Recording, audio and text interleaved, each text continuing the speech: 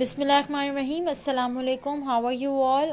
Now in today's class we are going to start a new topic, which is the most important topic of this chapter, which is law of universal gravitation. Law of universal gravitation is basically जो है वो दो bodies के ऊपर apply होता है. वो किस तरह से होता है? Now let's discuss them.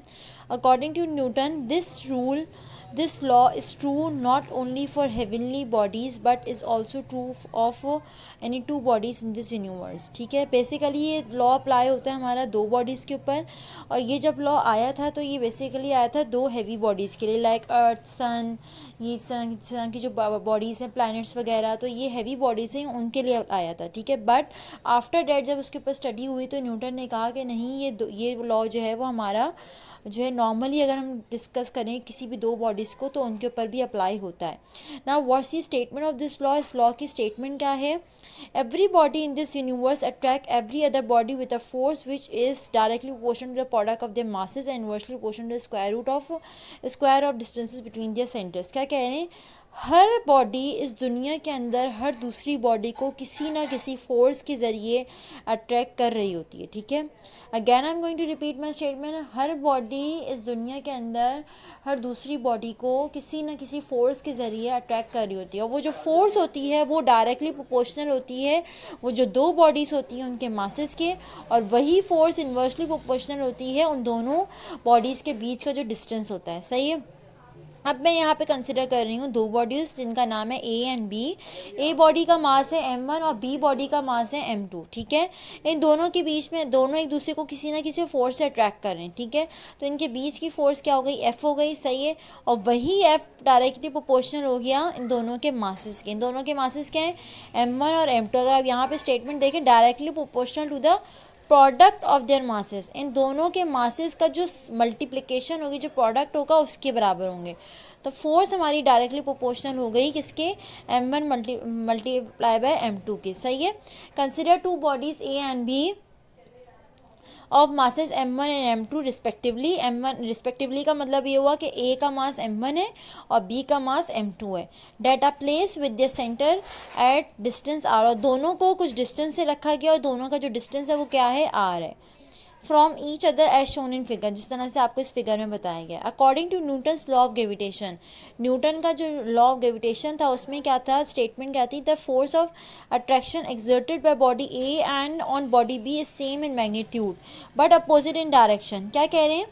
जो बॉडी ए बॉडी बी के ऊपर फोर्स लगा रही है, चाहे वो फोर्स ऑफ अट्रैक्शन हो, यहाँ पे पहले केस में फोर्स ऑफ अट्रैक्शन लिए, बॉडी ए बॉडी बी के ऊपर जो फोर्स लगा रही है वो बराबर होगी जो बॉडी बी बॉडी ए के ऊपर लगा रही है. ठीक है, लेकिन किसका फ़र्क आएगा? डायरेक्शन का. बॉडी ए बॉडी बी के ऊपर अगर फोर्स इस डायरेक्शन में लगा रही है तो बॉडी बी भी इसी मैग्नीट्यूड की लगाएगी, लेकिन डायरेक्शन चेंज होगी. सही है, this is the most important point. But opposite in direction to the force which exerted by body B on body. वही बात, बॉडी बी बॉडी ए के ऊपर जो फोर्स लगा रही होगी वो सेम मैग्नीट्यूड की लगा रही होगी, बस डायरेक्शन का फ़र्क होगा. तो इसीलिए इन्होंने कहा कि फोर्स डाल के प्रोपोर्शनल हो गया m1 m2 के, और फोर्स इन्वर्सली प्रोपोर्शनल हो गया इनके डिस्टेंस के. देखें, and inversely proportional to the square of distance between their centre. उनका बीच का डिस्टेंस क्या लिया है? हमने r लिया है. तो फोर्स है वो इन्वर्सली प्रोपोर्शनल हो गई किसके? 1/r स्क्वायर के. सही है. अब मैं इन दो इक्वेशंस को कंबाइन कर रही हूँ. जब इन दोनों इक्वेशंस को कंबाइन करूँगी तो क्या आ जाएगा? f डायरेक्टली प्रोपोर्शनल टू ऊपर m है, ये ऊपर वाला m इस वाले m1 और m2 से मल्टीप्लाई होगा तो क्या आ जाएगा? m1 m2. और m1 m2 के नीचे क्या है? 1 है, तो ये 1 जब r स्क्वायर से मल्टीप्लाई होगा तो नीचे क्या आ जाएगा? r square. तो इस तरह से हमारे पास तीसरी इक्वेशन आ गई जिसमें आ गया f directly proportional to m1 m2 upon r square. And you all know very well कि जब भी हम डायरेक्टली प्रोपोर्शनल का साइन हटाते हैं तो हम क्या लगाते हैं? कोई ना कोई कांस्टेंट लेकर आते हैं. तो जब मैं इस डायरेक्टली प्रोपोर्शनल के साइन को हटाऊंगी तो लाजमी कोई ना कोई एक नया कांस्टेंट इंट्रोड्यूस कराऊंगी. द प्रोपोर्शन अबव, ये प्रोपोर्शन इसकी बात करें, the proportion above may be converted to an equation on multiplication by a constant G which is known as gravitation constant, gravitational constant. क्या कह रहे हैं? जब मैं इस प्रोपोर्शन के साइन को हटाऊंगी तो मेरे पास इस इक्वेशन में लाजमी कोई ना कोई मल्टीप्लिकेशन में एक कांस्टेंट आ जाएगा जिसका नाम मैं दे दूंगी जी, कैपिटल जी, और इस कैपिटल जी का नाम क्या होगा? Gravitational constant. ठीक है, तो इस प्रोपोर्शनल को जब मैंने हटाया तो मेरे पास क्या आ गया, F equals to G m1 m2 upon R square. ना व्हाट इज दिस जी, ये जी क्या है? But before coming on what is G, I would like to tell you कि हमारे पास इस जी का की वैल्यू होती है, ठीक है। ये बिल्कुल इसी तरह से है जिस तरह से हमारे पास प्लैंक्स कांस्टेंट होते हैं, ठीक है। प्लैंक्स कांस्टेंट जिस तरह से होता है तो उसकी हमारे पास कोई ना कोई वैल्यू होती है, 6.624 एक्सपोनेंट -34 होती है। तो बिल्कुल इसी तरह से इस कांस्टेंट की भी कोई ना कोई वैल्यू होती है। Now I would like to tell you that कि वो वैल्यू हमारे पास होती क्या है। The numerical value of constant g depends on the unit in which force and mass and distance are expressed। क्या कह रहे हैं, ये क्या कह रहे हैं कि जी की वैल्यू क्या होगी हमारे पास, जी की वैल्यू तो पहले डिपेंड कर रही होगी किस किस यूनिट्स पे, फोर्स का, मास का और डिस्टेंस का जो यूनिट आएगा उस पर डिपेंड कर रही होगी। जी की वैल्यू हमारे पास यहाँ पे आप देख सकते हैं क्या होगी, 6.67 exponent -11 newton into metre square upon kilogram square, ठीक है। ये हमारे पास एसआई यूनिट है। और अगर मैं इसी जी की वैल्यू को सीजीएस सिस्टम में बोलूँ तो मेरे पास क्या आ जाएगा, 6.67 exponent -8 dyne into metre square पर kilogram square. So these are the two values. अब लेकिन नॉर्मली आप लोगों को पता है कि हम एसआई यूनिट सिस्टम की वैल्यूज़ को यूज़ करते हैं, तो जो है ये दोनों वैल्यूज़ वैलिड है हमारे पास, ये सीजीएस सिस्टम के लिए और ये हमारे पास एसआई सिस्टम के लिए, सही है। अब यहाँ पे इसका यूनिट कैसे आया मैं आपको ये बता दूँ। देखें, अब हमारे पास इक्वेशन क्या थी, F equals to G m1 m2 upon R square. तो अगर मैं यहाँ से मुझे जी की वैल्यू निकालनी है तो मैं क्या करूँ, आर स्क्वायर को वहाँ ले जाऊँ। जब आर स्क्वायर को वहाँ लेके जाऊँगी तो एफ आर स्क्वायर हो जाएगा और ये m1 m2 नीचे आ जाएगा। तो एफ अपॉन मेरे पास क्या आ जाएगा, ये मेरे पास इस तरह से आ जाएगा, एफ अपॉन आर स्क्वायर और ऊपर क्या आ जाएगा, m1 m2 which is equal to G. और हमारे पास एफ क्या है, एफ हमारे पास न्यूटन होता है, आर हमारे पास क्या है, आर हमारे पास ऊपर आ जाएगा और न्यूटन m1 m2 हमारे पास डिनोमिनेटर में आ जाएगा। ये आर स्क्वायर यहाँ डिवाइड हो रहा है, वहाँ जाके क्या हो जाएगा मल्टीप्लाई, और m1 m2 मल्टीप्लाई हो रहा है, नीचे आके क्या हो जाएगा डिवाइड। तो न्यूटन इंटू मीटर स्क्वायर, क्योंकि रेडियस का यूनिट क्या होता है metre, metre square m1 m2 दो m1 है, मतलब दो मासेस हैं तो हमारे पास किलोग्राम का स्क्वायर। तो इस तरह से हमारे पास जी का ये यूनिट आ जाएगा। नाउ बेसिकली व्हाट इज़ जी, तो जी क्या होता है, जी एक ग्रेविटेशनल कांस्टेंट है, ठीक है।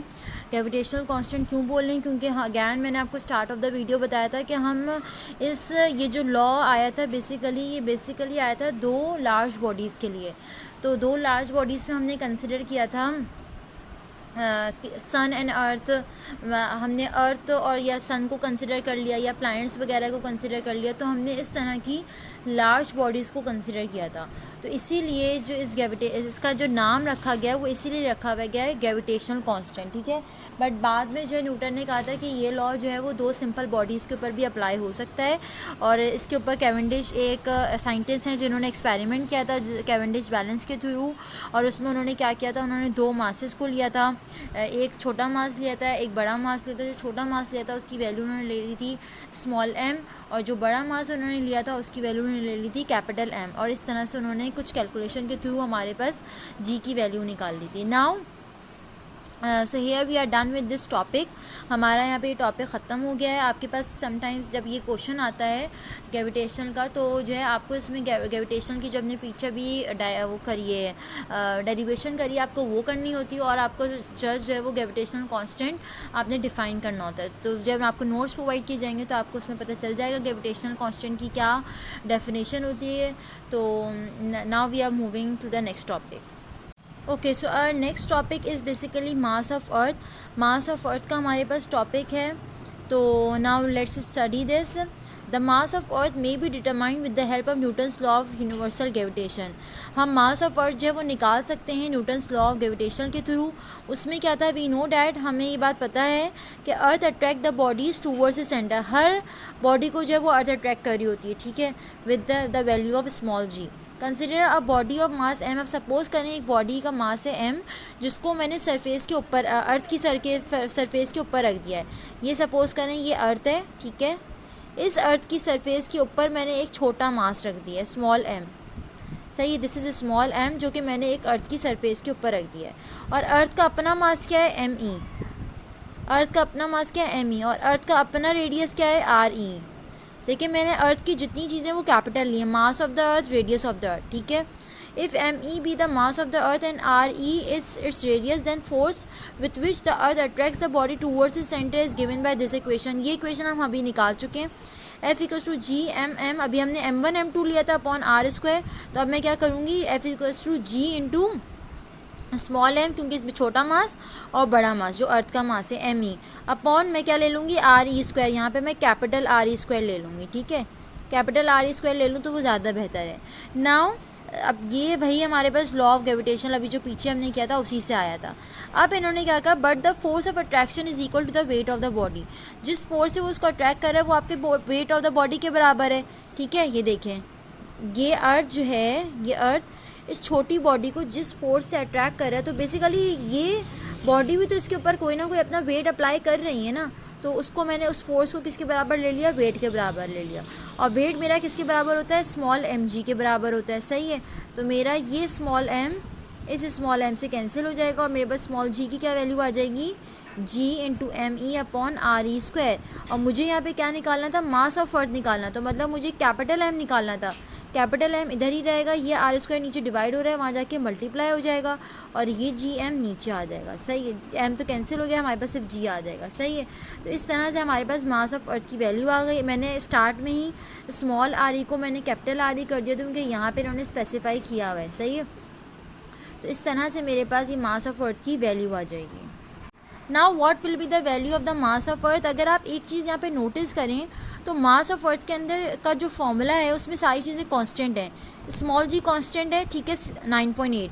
कैपिटल जी हमारे पास कांस्टेंट है, अभी हमने निकाला था, सही है। अब ये आर ई मतलब ये रेडियस ऑफ द अर्थ है। अब देखिए अर्थ का जो रेडियस है वो चेंज तो नहीं हो रहा ना, एक दफ़ा फिक्स्ड हो गया, तो वो जब कैलकुलेट किया गया साइंटिस्ट ने तो उसकी भी वैल्यू हमारे पास आ गई। तो इस तरह जी, आर ई और कैपिटल जी की सबकी वैल्यूज़ पुट करूँ तो मुझे अर्थ का मास पता चल सकता है।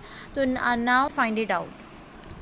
All of you can see over है, देखें जी की वैल्यू मेरे पास कांस्टेंट है 9.8, कैपिटल जी की वैल्यू कांस्टेंट है, R E of the earth constant है। इन सब को पुट करने से मुझे मास ऑफ द अर्थ क्या मिला, 6 एक्सपोनेंट 24 किलोग्राम। तो इस तरह से आपको मास ऑफ अर्थ की भी वैल्यू पता चल गई, आपको आर ई की पता है और जी और ये तो आपको पहले ही से पता थे। So here we are done with the today's topic.